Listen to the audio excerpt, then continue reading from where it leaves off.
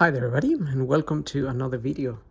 On today's video I have this VW Golf. This is a 2009 and it's a 1.4 petrol TSI. I'm gonna be changing the rear brake pads in it.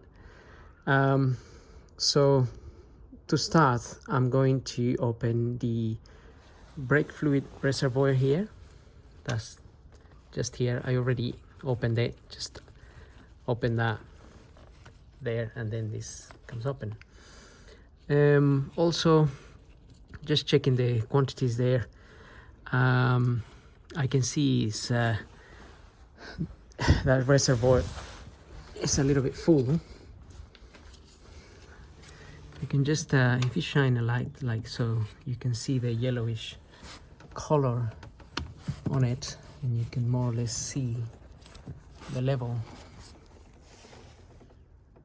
So if you look at the level there, it's a little bit, it's below the max.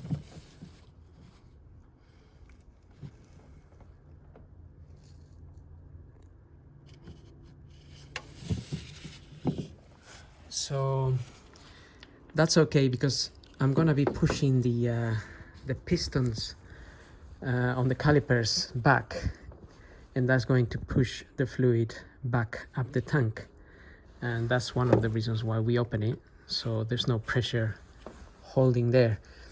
But I was just checking that it's not full, because sometimes as the pads wear down, obviously the fluid goes down, and then people tend to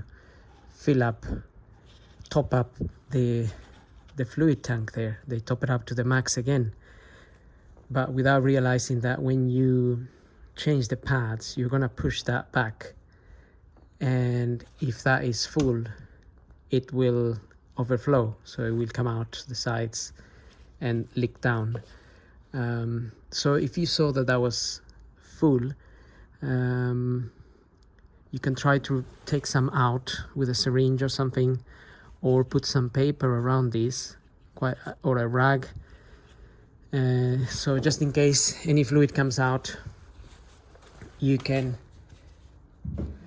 get absorbed, and it doesn't go on the bodywork or everywhere.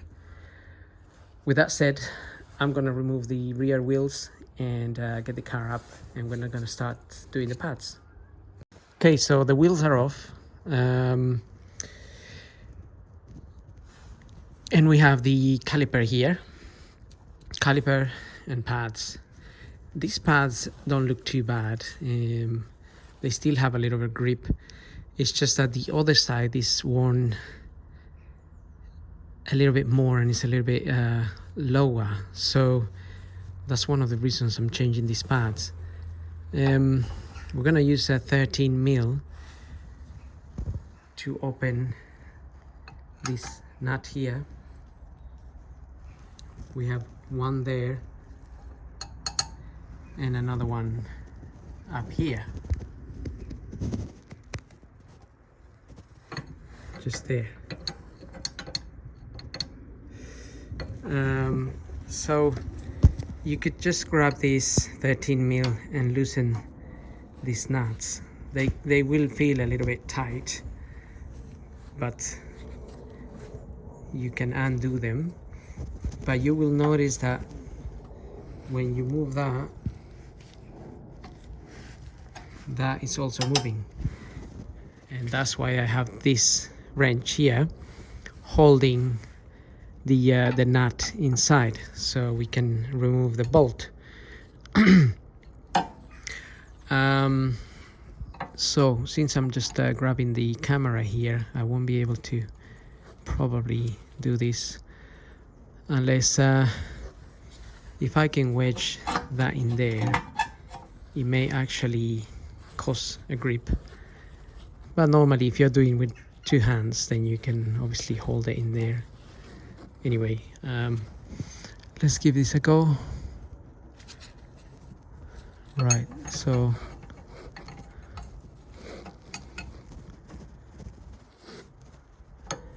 okay, so the wrench is just grabbing, sort of holding that bit there while I undo this. Oops, but basically that's why you need two hands. So we want to hold these.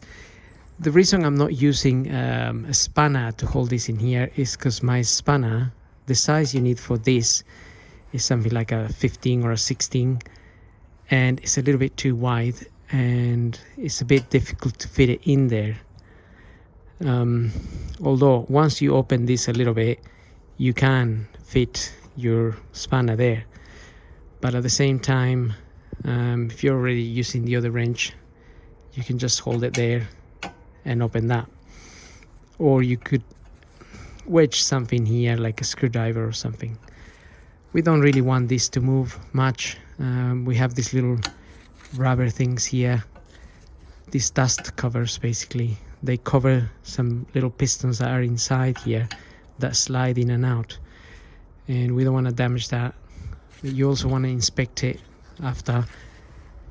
Same here, we want to inspect them, make sure they haven't got any holes or anything, because if water goes in there, then they will corrode the little piston in there, and this gets seized.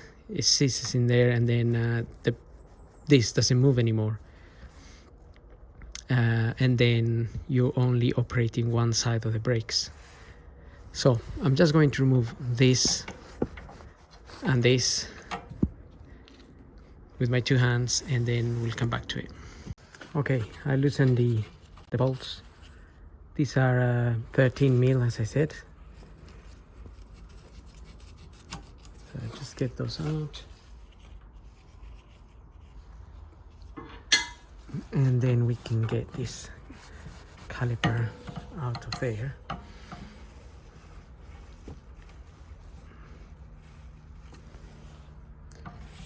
And obviously when you're doing this, just make sure your handbrake is not on, otherwise this will be tight.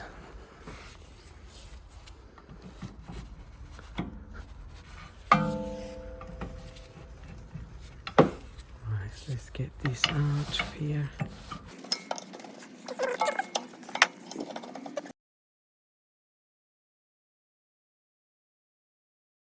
Okay, that's our caliper out, and the pads. So as you can see, these pads don't seem to be too bad yet. They still got plenty of life. It's just that the other side is thinner.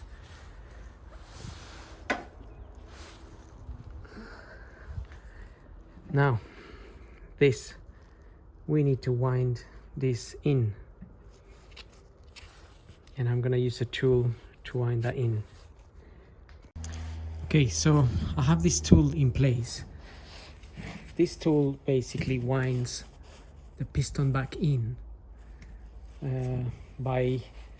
we turn this part clockwise and we hold on to this part. So I got a 19 mil here that will turn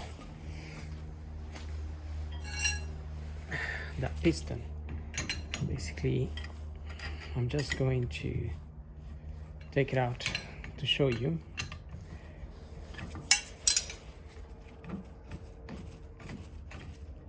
What this looks like. So that's what that looks like. That attaches to the piston on those 2 points, and then as we turn this, the piston gets turned in and this pushes out. So it turns in and pushes the piston in.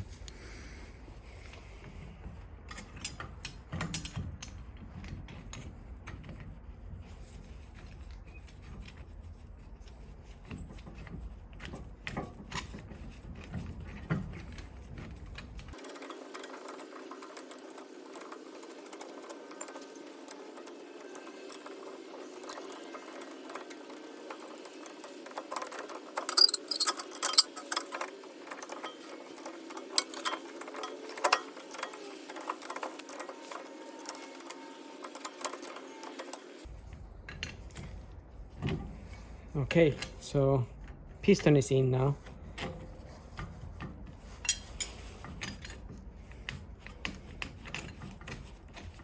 Can take this out.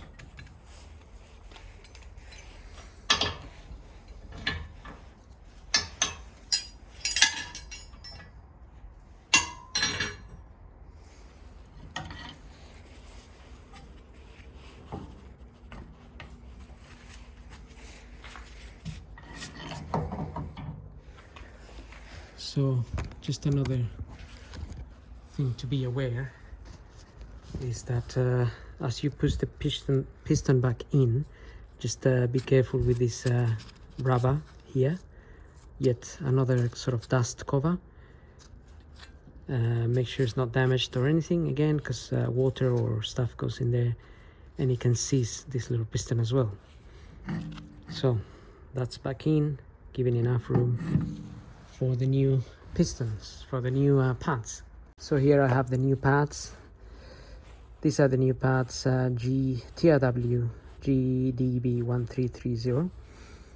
Obviously they fit a number of makes, but just make sure you get the correct ones for your car from your supplier.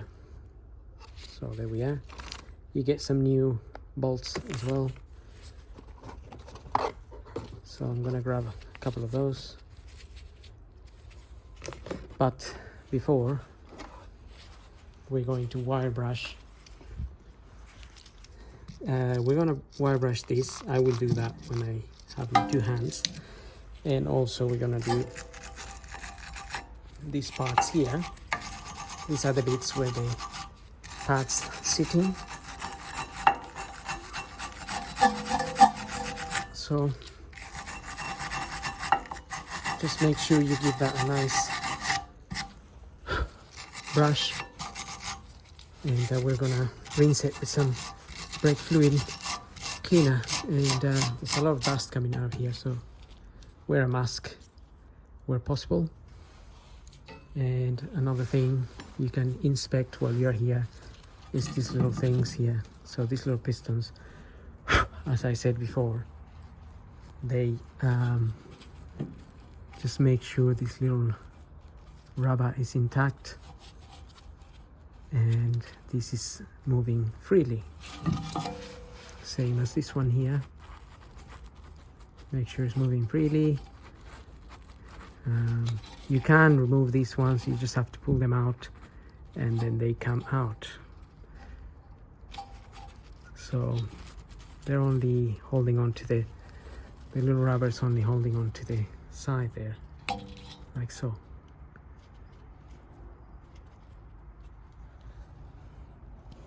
You can put a little bit of grease in there if you wanted to clean them up, put grease, and then you need to push this back in properly and make sure they are back in there nicely.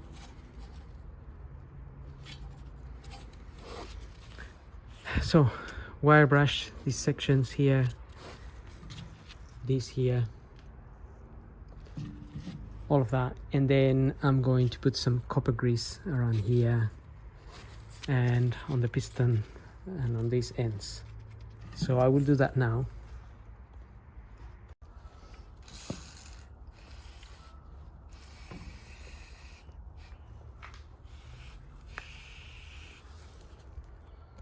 Okay, so I have the copper in place, and now we can put the new pads. Got the other pad already there, and we can fit our caliper.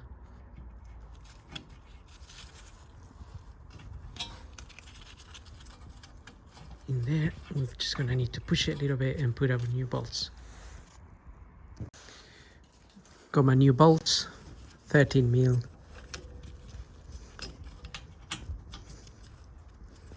Just have to get them in there a little bit by hand.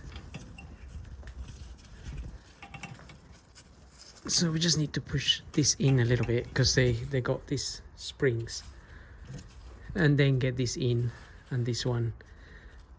Then you can tighten those usually 25 to 30 Newton meters. Okay, so we got it all in now, nice and tight. Now I'm gonna put the wheel back in and lower the car.